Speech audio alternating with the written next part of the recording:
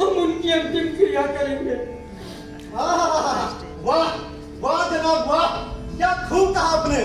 देखिए इन्होंने कितनी आसानी से कह दिया कि कबीर साहब हमारे थे, वो हमारे संप्रदाय के थे। आप ये भूल रहे हैं, कबीर साहब हमारे संप्रदाय के थे, तो उनका कफन दफन हम करेंगे। हाँ हाँ जनाब, बिल्कुल सही कहा। कबीर साहब का कफन दफन तो हम ही करेंगे। अरे कबीर साहब हमारे थे, हमारे कबीर साहब हमारे थे, कबीर साहब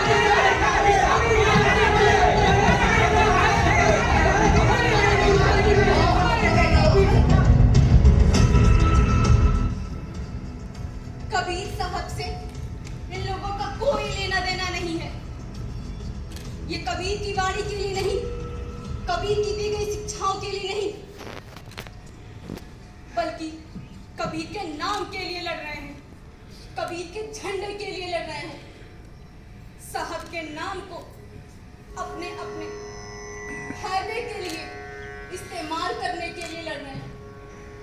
ये सब अपना अपना कबीर तलाश रहे हैं, लेकिन किसी को पूरा का पूरा कबीर नहीं चाहिए, सबको आधा अधूरा कबीर चाहिए, अपने अपने मतलब का कबीर चाहिए। अरे कबीर अपने शरीर में नहीं, अपनी वाणी में, अपनी विचारों में, अपनी रचनाओं में है, लेकिन वो किसी को नहीं चाहिए। कबीर साहब हमारे थे, हमारे थे।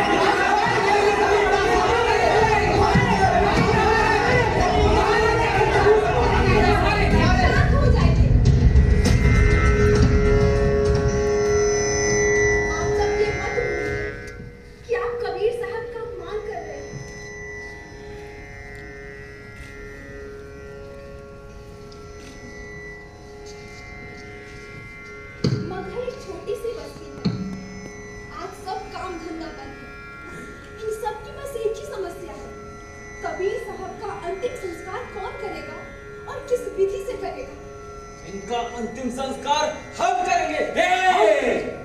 मियां तुम कौन होते हो इनको छूने वाले? मियां ये मत भूलो कि कबीर साहब हमारे संप्रदाय के थे।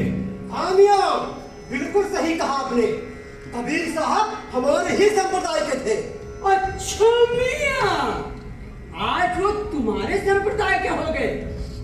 अरे तुम लोगों ने तो कबीर साहब को हमेशा नीच कहा है, और तुम्हारे सुल्तान तो कब का कबीर साहब को मरवाने वाले थे। कबीर साहब को अपना बनाने चले। अरे ये हमारे कंधे पर डाल के भूल गए क्या कबीर साहब ने तुम लोगों के बारे में क्या कहा है?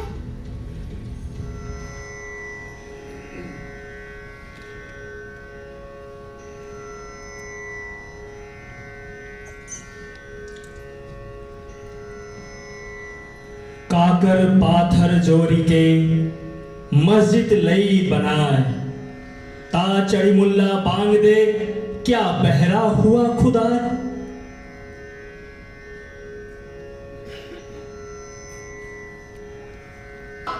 वाह वाह जनाब वाह, क्या खूब फरमाया आपने।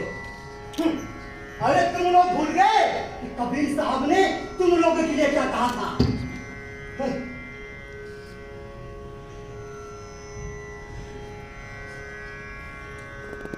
पाहन पूजे हरि मिले, मैं तो पूजू पहाड़, या ते चाकी भली जो पीस खाए संसार।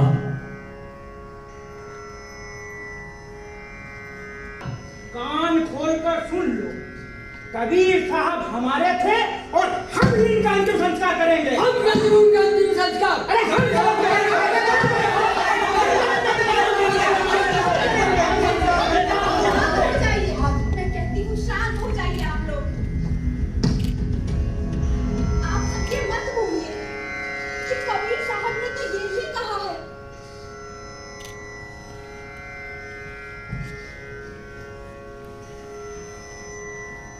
ऐसी बानी बोलिए मन का आपा खोए, औरन को शीतल करे आपहु शीतल होए।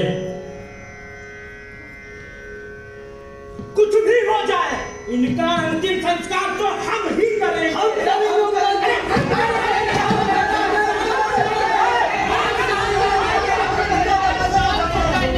मैं कहता हूँ शांत हो जाइए। अरे अगर आप लोग ऐसे ही लड़ते रहेंगे तो फैसला कैसे होगा मेरे भाई? जनाब, बात सुन लीजिए। ऐसा तो हम करेंगे, हम। अगर इस ढंग से नहीं हुआ तो भी समझ लीजिए दूसरे ढंग से करेंगे, दूसरे ढंग से। दूसरे ढंग का क्या मतलब है? क्या तुम्हें याद आता दूसरा ढंग? अरे हम मौलाना कबीर साहब के करीब को हाथ तो लगाकर दिखा, तभी पता चल जाएगा। क्या पता चल जाएगा जनाब? क्या पता चल जाएगा? आप हमें धमकी दे रहे हैं। आपकी इतनी मजाल कि आप हमें धमकी दे रहे हैं। आप जानते नहीं हैं मियां कि हम कौन हैं। अब तो कबीर साहब का जनाजा हमारे ही कंधों पर जाएगा। सुन लो, जितने भी यहाँ खड़े हैं, कान खोल के सुन लो। हाँ मियाँ, बिल्कुल सही फरमाया आपने। हाँ, कबीर साहब का जनाजा तब हमारे ही कंधे पर जाएगा।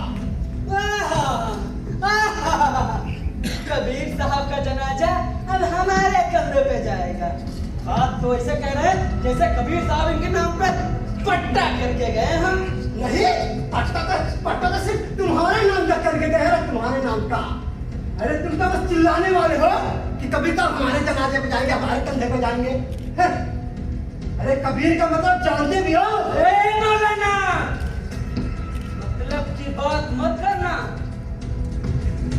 कबीर की वाणी से तो तुम्हारे हिस्से कुछ नहीं लगने वाला, और मतलब निकालने की बात हमसे मत करना। हम तो रेत से भी तेल निकाल लेते हैं। ये तो कविता है, जैसा चाहेंगे वैसा मतलब निकाल लेंगे। समझे? चुप नहीं। साहब ने तो पहले कह दिया था वो आप लोगों में से किसी के नहीं है। क्यों भैया? इतने फटकार सुनने के बाद भी आप लोग का जी नहीं बना? हर चीज पे अपना तकालंदाजी करने चले आते हैं ये। ज्यादा डर की आवाजें ना निकालो यहाँ पे, नहीं तो तुम्हारे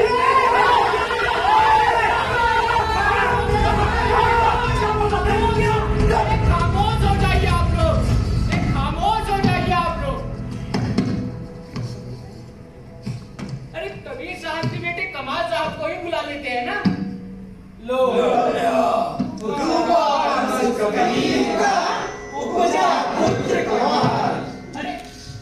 लोग कमाल साहब के बारे में ऐसी बातें क्यों कर रहे हैं भाई? कबीर साहब को तो बहुत प्रेम करते थे, और लोही के चले जाने के बाद उन्होंने ही तो कमाल साहब की देखभाल। अरे तो फिर कमाल साहब को भी सोचना चाहिए। उन्हें तो पता है कबीर साहब सोचता है तुम मना खा। अरे उन्होंने हिंदू, मुसलमान, जैन, सिख, मराठा किसी को भी नहीं माना। उन्होंने तो निर्गुण और सगुण दोनों से ही इनकार कर दिया। अरे उनके लिए तो उनकी सोच का एक अलग सा संप्रदाय बनना चाहिए। अरे मियाँ, मैं तो कमाल साहब को कह के हार गया, लेकिन जनाब भी कुछ समझने का ही तैयार नहीं है। अरे मियाँ, हम तो उन्हीं को मुखिया बनाने को तैयार हैं, लेकिन वो कहते हैं कि वो संप्रदाय बनाने के खिलाफ थे। अरे कमाल नहीं बनाएंगे तो क्या होगा? हम हैं, हम बनाएंगे। हम भी तो उन्हीं के अनुयायी हैं। कबीर साहब की चिंता संप्रदाय बनाने की नहीं थी। वे तो समाज के नियमों को बदलना चाहते थे। वे सभी धर्मों और पंथों के करीब गए, उन्हें जाना, परखा, समझा और तर्क दिया, और उसकी सीमाओं से बाहर निकल आए। सचमुच वे एक नए मनुष्य थे, जो मनुष्यता के दायरे में ही सोचते थे। अरे आप लोगों को जो भी करना है, जो भी बनाना है, बना लीजिएगा, पर पहले कबीर साहब का अंतिम संस्कार तो हो जाने दीजिए।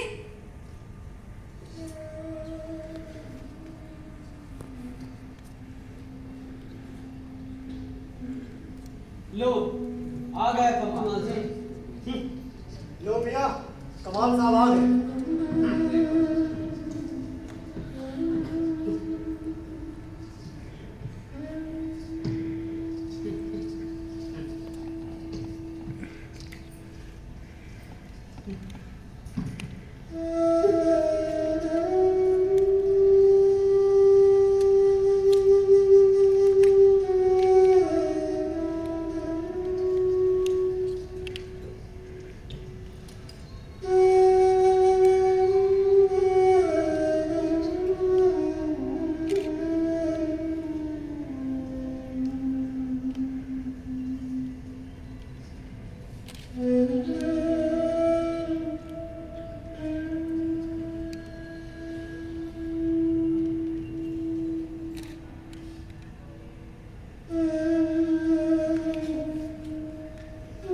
इस सारी बहस में हमारे लिए कोई जगह नहीं है।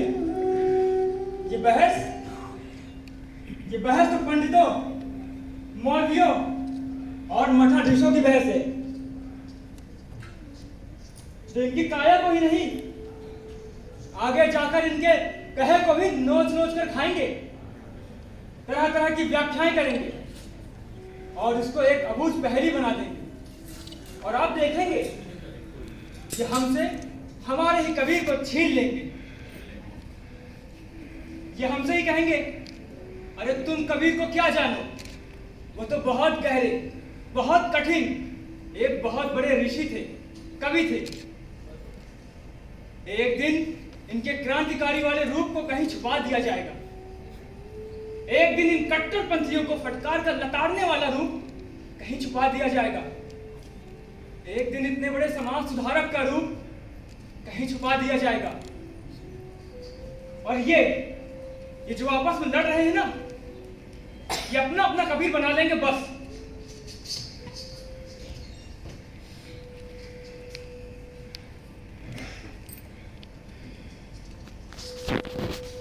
अब आप लोग आपस में मिलकर फैसला करें। जरूरत पड़े तो हमें भी बुलाएं, क्योंकि हमारे लिए कबीर साहब न आज मरे हैं न कभी मरेंगे। अंतिम संस्कार तो आप लोगों को करना है, सो कर डालें, जैसा उचित समझे। ठीक है, तुम सब खाली बड़ी बड़ी बातें कर सकते हो। तुम कबीर का क्या करोगे मुझे मालूम है।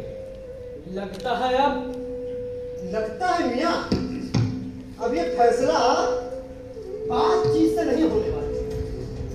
ये फैसला आप दूसरे तरीके से करना पड़ेगा। तो कान खोल के सुन लो सब लोग, वो फैसला हम करेंगे। हम अगर यहाँ पे जितने भी लोग खड़े हो, सभी को मैं बता रहा हूँ, सब लोग कान खोल के सुन लो। और किसी में दम है तो कबीर साहब के जनाजे को हाथ लगा के दिखाए। अरे आप ही तो चाहते हैं, किसमें कितना है तुम?